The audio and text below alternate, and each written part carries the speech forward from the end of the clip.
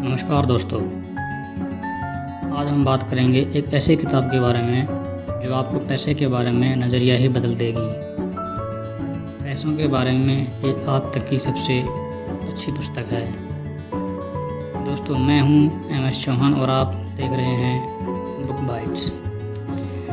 दोस्तों, आज की किताब का नाम है द साइकोलॉजी ऑफ मनी। किताब में मॉर्गन हाउजेल ने बताया है कि किस तरह हमारी सोच और व्यवहार हमारे वित्तीय फैसलों को प्रभावित करते हैं। यहाँ किताब का एक सरल भाषा में सारांश दिया गया है जिसमें उदाहरण भी शामिल हैं।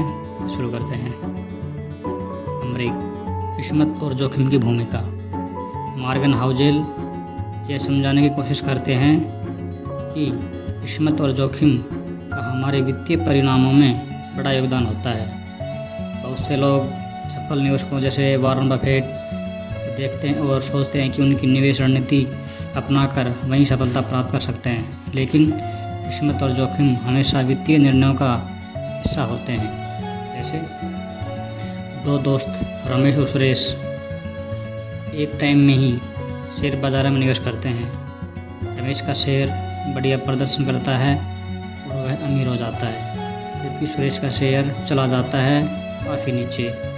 दोनों ने एक जैसी जोखिम ली थी, लेकिन उनका परिणाम किस्मत की वजह से अलग हुए। यह उदाहरण आपको बताता है कि वित्तीय दुनिया कितनी अनिश्चित होती है।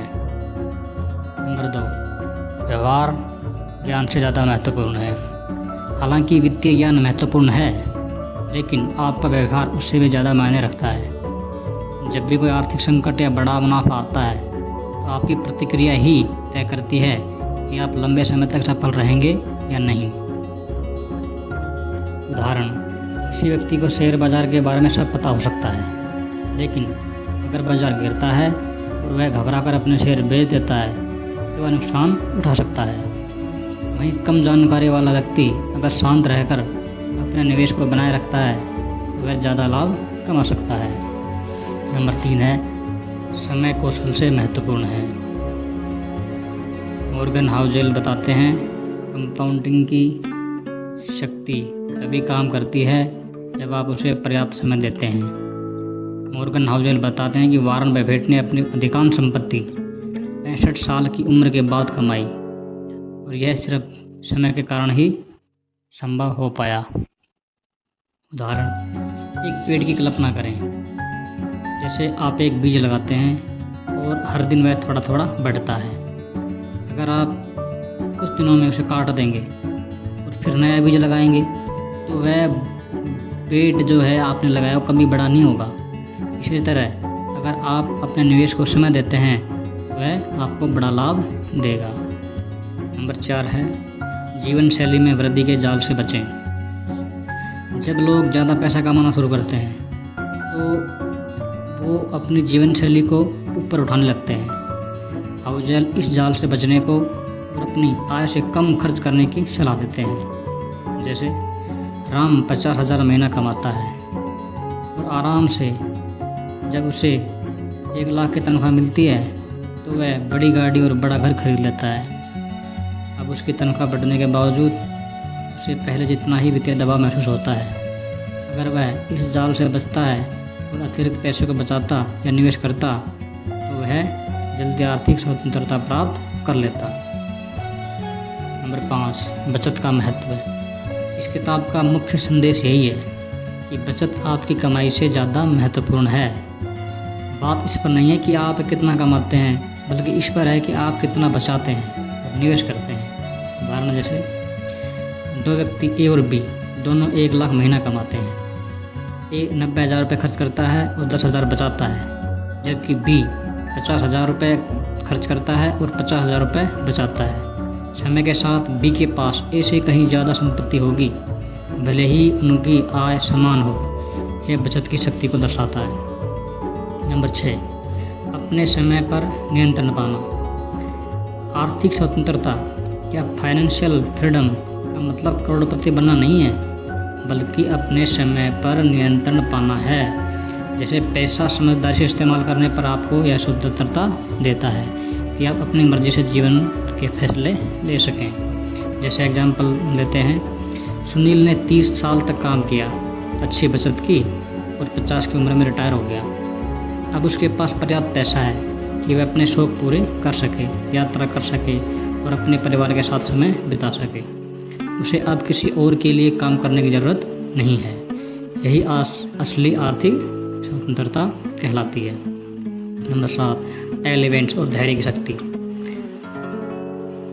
हाउजेल एलिमेंट्स की अवधारणा पेश करते हैं जो दुर्लभ घटनाएं होती हैं जो आपके वित्तीय जीवन पर बड़ा असर डाल सकती हैं। ये सकारात्मक जैसे कोई नई तकनीकी जो आपके निवेश को बढ़ाए, या नकारात्मक जैसे कोई आर्थिक मंदी हो सकती है। इनसे निपटने के लिए धैर्य रखना आवश्यक है। उदाहरण, 2008 के वित्तीय संकट के दौरान बहुत से लोग घबरा गए और अपने निवेश को घाटे में बेच दिया। लेकिन जो लोग धैर्य रखते हुए निवेश करते रहे, उन्होंने आने वाले वर्षों में अपने पोर्टफोलियो को न केवल पुनः प्राप्त किया बल्कि और भी अधिक लाभ कमाया। नंबर 8, यह जानना कि कब पर्याप्त है। इस किताब में यह बताया गया है कि आपको यह समझना चाहिए कि कब आपके पास पर्याप्त पैसा हो गया है। हमेशा अधिक पैसा, अधिक पैसा, अधिक पैसा, संपत्ति या सफलता का पीछा करना आपको थका और असंतुष्ट कर सकता है। एक बिंदु पर अधिक पैसा खुशी नहीं बढ़ाता है। जैसे एग्जाम्पल लेते हैं, रवि ने 5 करोड़ की संपत्ति बना ली और आराम से जीवन व्यतीत कर रहा है, लेकिन वह 10 करोड़ की तलाश में है क्योंकि उसे लगता है कि यही उसे सुरक्षित महसूस कराएगा। इस दौड़ में वह तनाव और चिंता में डूब जाता है। अगर रवि समझे कि उसकी मौजूदा संपत्ति उसके लिए पर्याप्त है तो वह ज़्यादा खुश और संतुष्ट रह सकता है। नंबर 9, वित्तीय अति आवश्यकता से बचें।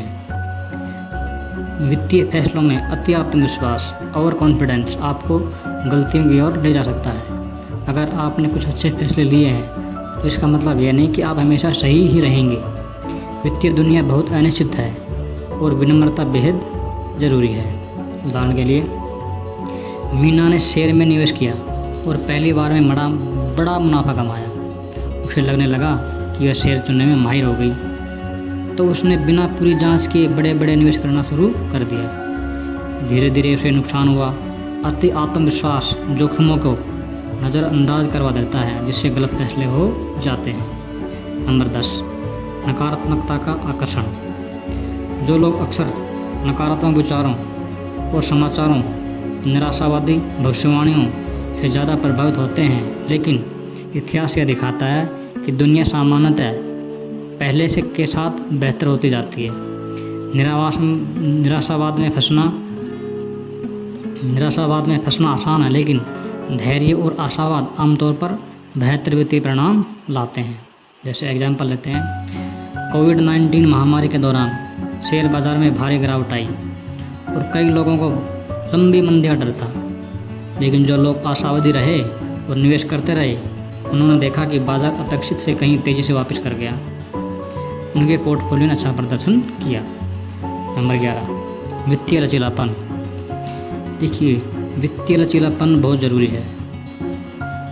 लचीलापन का मतलब है कि आप अपनी वित्तीय योजनाओं या लक्ष्यों के प्रति अत्यधिक सख्त न रहें। यह महत्वपूर्ण है कि आप अपने जीवन में अनिश्चितता और परिवर्तनों के लिए जगह छोड़ दें।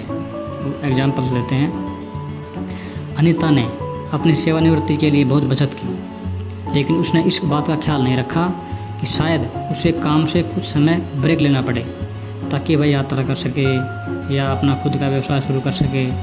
कुछ वित्तीय लचीलापन होने से वह बिना किसी वित्तीय तनाव के अपने लक्ष्यों को समायोजित कर सकती थी। नंबर 12, पैसों का बड़ा मूल्य। आखिरकार पैसे का असली मूल्य यह है कि यह आपको आपके जीवन और निर्णयों में नियंत्रणता देता है, चाहे वह जल्दी रिटायर होना हो, कम काम करना हो या किसी शौकीन प्रोजेक्ट पर काम करना हो। जैसे आप अपने जीवन को अपनी शर्तों पर जी सकते हैं। उदाहरण, मनोज के पास इतनी बचत है कि उसे अपनी नौकरी खोने का डर नहीं है। यह वित्तीय सुरक्षा उसे विभिन्न करियर विकल्पों को तलाशने और बिना किसी चिंता के एक ब्रेक लेने की आज़ादी देती है। तो इस बुक से यह निष्कर्ष निकलता है कि मॉर्गन हाउजेल की मनी ऑफ साइकोलॉजी का मुख्य संदेश है कि पैसे से सफलता तकनीकी ज्ञान जटिल रणनीतियों पर निर्भर नहीं करती, बल्कि यह आपके व्यवहार, धैर्य और लंबे समय की सोच पर आधारित होती है। सही वित्तीय निर्णय लेने के लिए भावनात्मक संतुलन बनाए रखना बहुत ज़रूरी है और अपने लक्ष्यों को समझदारी से निर्धारित करना भी ज़रूरी है। ये किताब सिखाती है कि किस्मत और जोखिम का हमारे वित्तीय परिणामों में बहुत बड़ा हाथ होता है और ये स्वीकार करना आवश्यक है कि हम हर चीज़ पर नियंत्रण नहीं रख सकते। इसलिए धैर्य, बचत की आदत और लचीलापन सबसे महत्वपूर्ण गुण है जो आपको वित्तीय स्वतंत्रता दिलाने में मदद कर सकता है। तो आप यहाँ तक पहुँच गए हैं तो चैनल को लाइक और सब्सक्राइब ज़रूर करें।